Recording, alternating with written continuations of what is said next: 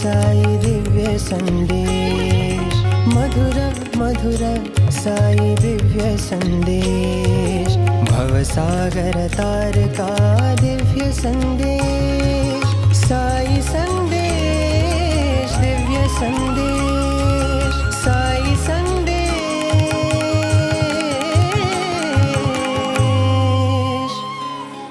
दिव्य संदेश।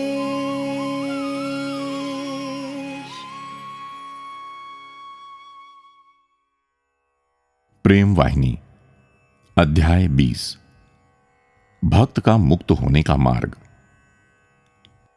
मानव शरीर पाना सौभाग्य की बात होती है। छोटी मोटी तपस्या या एक गीत गाकर इसे पुनः नहीं प्राप्त किया जा सकता है। यह शरीर तो यात्री दल के ठहरने की सराय है।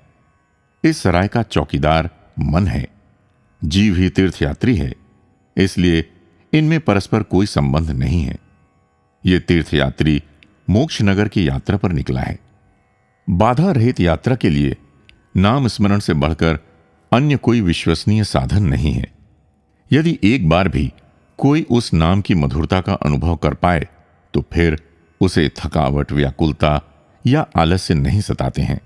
वो फिर अपनी साधना तीर्थयात्रा को उत्साहपूर्वक दृढ़ विश्वास और आनंद से पूर्ण कर लेता है। फिर भी इस साधना को पाने के लिए सद्भाव या धार्मिकता बड़ी महत्वपूर्ण होती है। पाप के भय के बिना धार्मिकता प्रारंभ ही नहीं होती है। भगवान के प्रति भक्ति भी उत्पन्न नहीं होती है। इस भय से ही भगवान की भक्ति उत्पन्न होती है और मनुष्य आराधना प्रारंभ कर देता है। मानव के पतन का मूल कारण उसका ज्ञान है। यह तो झेंपूपन है। यदि एक भेड़ गड्ढे में गिरती है तो सभी उसी गड्ढे में गिरेंगी। ये तो विनाशकारी है।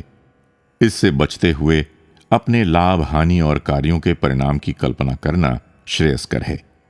तभी किसी कार्य में हाथ लगाना चाहिए, चाहे कोई भी हो। मृत्यु किसी को नहीं छोड़ेगी। वो सभी को आतंकित करती रहती है। यदि आज किसी अन्य की बारी है तो तुम्हारी कल बारी आ सकती है। बाग के पुष्पों की ओर देखो। जब माली खिले हुए फूलों का चयन करता है तो कलियां प्रसन्न होती हैं कि कल को उनकी बारी आएगी और वे माली के हाथों में होंगी। उनके चेहरों से आशा और उत्साह प्रस्फुटित होता है और आनंद से वे खिल जाती हैं। क्या उन्हें किसी प्रकार का विस्मय या उदासी का अनुभव होता है? क्या वे भय से नतमस्तक हो जाती हैं? क्या उनकी प्रफुल्लता में कोई कमी आती है? नहीं। ज्यों ही उन्हें यह प्रतीत होता है कि कल उनकी बारी है, वे बड़े उत्साह और प्रसन्नता से भर जाती हैं। इसी प्रकार व्यक्ति को साधना पथ पर तत्पर रहना चाहिए। उसे उत्साहपूर्वक बिना चिंता और उदासी का अनुभव किए कि आज किसी भक्त ने शरीर त्याग किया है, कल या उसके बाद कभी भी अपनी बारी के लिए प्रसन्नतापूर्वक तैयार रहना चाहिए। शरीर तो एक कांच की नलिका है जिसमें मन सदा अशांत और परिवर्तनशील बना रहता है। उसकी उछल कूद देखकर मृत्यु हंसती रहती है। जीव रूपी पक्षी तो छिद्रों वाले बर्तन में स्थित है। आश्चर्य तो यह है कि इस पक्षी को शरीर कैसे प्राप्त हुआ, यह बर्तन में कैसे पहुंचा और अब वो ऊपर नीचे कुलांचे भरता है। नवखंड नवदीप के सभी सुर नर मुनि शरीर का भार ढोते हुए दंड की अवधि भोग रहे हैं। इनमें कौन किसका शत्रु अथवा मित्र है? ये वैयक्तिक अहंकार शून्य होता है। सभी एक दूसरे के मित्र होते हैं। उनमें कोई किसी का शत्रु नहीं होता। ये पाठ सभी के लिए स्मरणीय है। मानव कान के द्वारा आनंद और दुख का अनुभव करता है, अतः कठोर शब्द वाणों को बचाकर सदा मधुर, आनंददायक और कोमल शब्दों को कोमलता के साथ सत्य की मिठास से बोलना चाहिए। यदि शब्द को मृदु बनाने के लिए असत्य का मिश्रण किया जाता है तो इससे अधिक कष्ट का मार्ग प्रशस्त होता है। जो साधक है उसे सदा प्रिय, सत्य, मधुर और कल्याणकारी शब्द बोलने चाहिए। ऐसे व्यक्ति तो सदा अपने गुणों से पहचान लिए जाते हैं। इस प्रकार जो साधक होते हैं उनका मन मथुरा, हृदय द्वारिका और देह काशी होती है। दशम द्वार पर परम ज्योति के दर्शन पाना संभव हो जाता है। यदि हृदय शुद्ध नहीं है तो सभी प्रयत्न बेकार हो जाते हैं। मछली की ओर देखो, वो सदा जल में निवास करने पर भी क्या अपनी दुर्गंध को रंच मात्र भी कम कर पाती है? नहीं।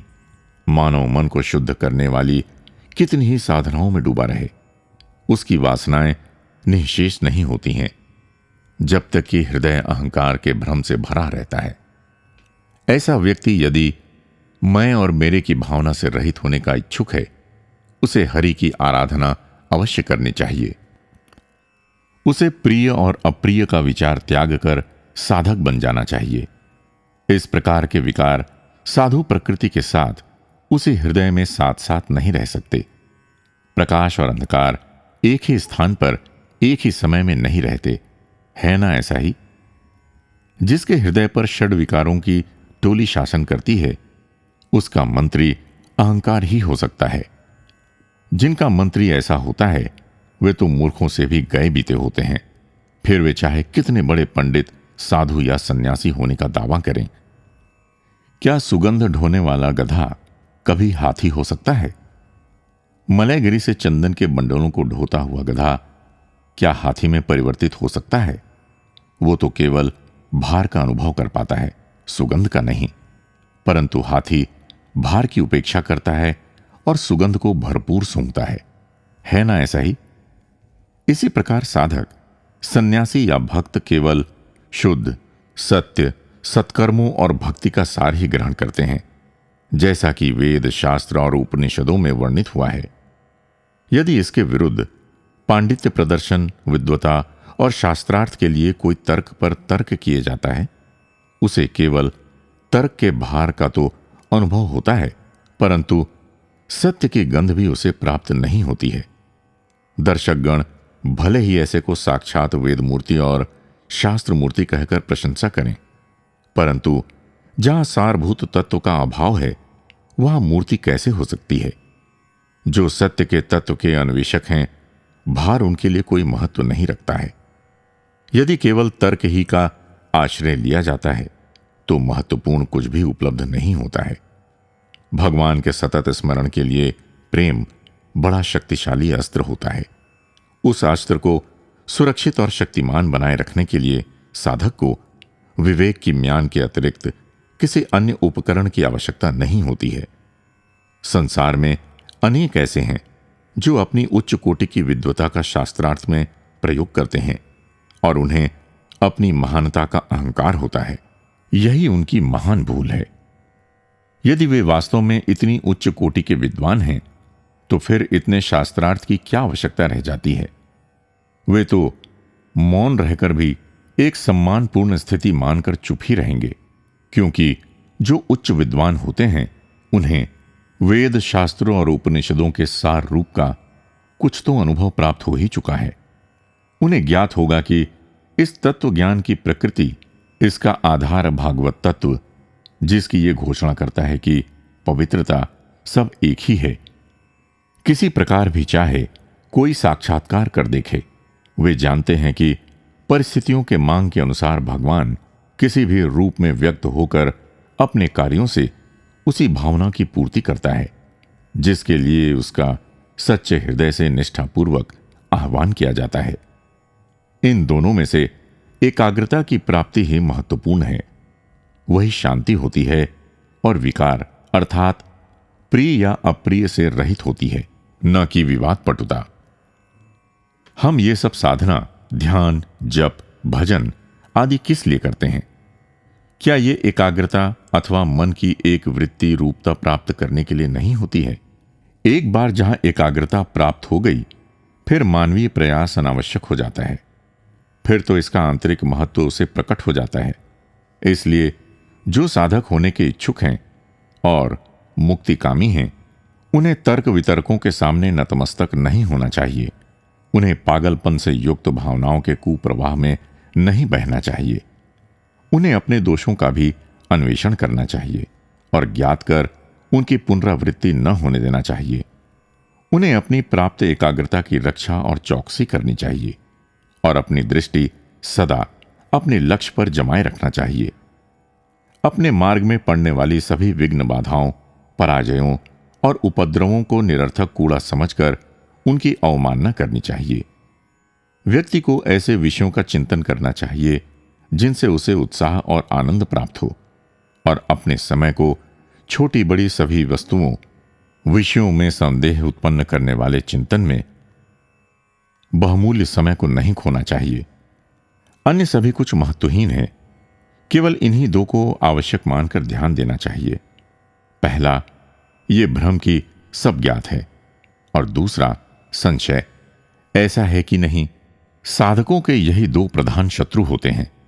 इनसे क्या प्रभाव पड़ता है, ये शत्रु कैसे हैं?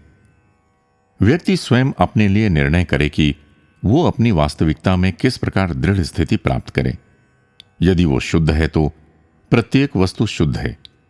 यदि वो सत्य है तो हर वस्तु सत्य है। यदि तुम नीला चश्मा प्रयोग करो, यद्यपि प्रकृति विभिन्न रंगों से रंजित है, तुम्हें तो केवल वही रंग दिखाई देगा जो तुमने स्वयं धारण कर रखा है ना ऐसा ही? यदि संसार तुम्हें भेदभावपूर्ण दिखाई पड़ता है तो इसमें तुम्हारा ही दोष है।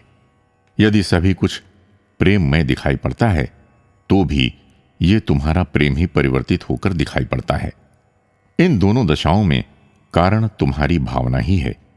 व्यक्ति अपने में स्थित दोषों के कारण ही संसार को दोषी पाता है। यदि व्यक्ति में अपने दोषों का ज्ञान न होता तो वो दूसरों में ढूंढने पर भी कोई दोष न पाता। तब दोषों को वो दोष रूप में पहचानता ही कैसे? अब प्रश्न उठता है कि क्या भगवान में दोष हैं? क्योंकि वे भी तो दोषों को ढूंढते हैं। परंतु ये कैसे कह सकते हो कि वे दोषों को ढूंढते हैं? वे तो सद्गुणों को ही ढूंढते हैं, पापों और दोषों को नहीं। वे तो प्रत्येक के गुणों के मापदंड पर आधारित होते हैं। भगवान धन, परिवार, गोत्र, सामाजिक स्थिति अथवा लिंग नहीं देखते। वो तो केवल धार्मिकता, साधुता को देखते हैं। जिसमें ऐसी साधुता होती है उसी को वो अपनी कृपा का पात्र समझते हैं। वो चाहे जो कोई हो, उसकी चाहे जो स्थिति हो।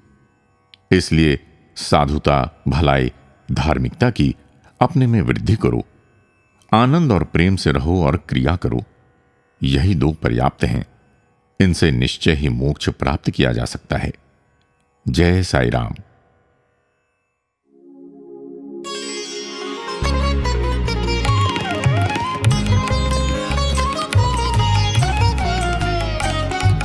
मधुर मधुर साई दिव्य संदेश। मधुर मधुर साई दिव्य संदेश। भवसागर तार का दिव्य संदेश। साई संदेश, दिव्य संदेश।